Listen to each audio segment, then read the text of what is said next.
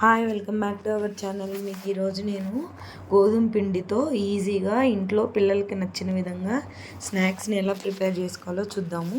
మనం గోధుమ పిండిలో ఉప్పు కారం వేసుకొని హాట్ లాగా తయారు చేసుకోవచ్చు, లేదంటే కారం వేసుకోకుండా చేసుకొని దాన్ని బెల్లం పాకంలాగా వేసుకొని స్వీట్ లాగా కూడా చేసుకోవచ్చు.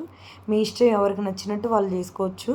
ఒక 2 కప్పులు గోధుమ పిండికి 2 టేబుల్ స్పూన్ల కారం, 2 టేబుల్ స్పూన్ల ఉప్పు, కొంచెం కాచి చల్లార్చిన నూనె వేసుకొని బాగా పిండిని ఫస్ట్ ముద్దలు ఆ పొడి మీద ముద్దలా కలుపుకొని ఆ తర్వాత వాటర్ పోసుకుంటూ ఒక ముద్దలా చేసి దాన్ని ఒక తడి క్లాత్తో సోక్ చేయాలి. తర్వాత మనం ఇట్లా వేలుతో నొక్కితే లోపలికి వెళ్తే మనకి ప్రిపేర్ అయినట్టే. అప్పుడు మనకి పిండి ఒక అరగంట కనుక నానితే అవి కొంచెం టేస్ట్గా వస్తాయి చేసినప్పుడు.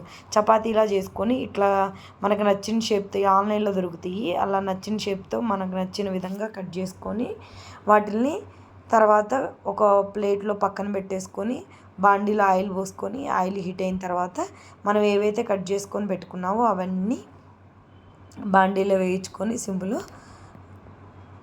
గోల్డెన్ బ్రౌన్ కలర్ వచ్చిన తర్వాత స్టవ్ ఆఫ్ చేసుకుంటే రెడీ అయిపోతాయండి.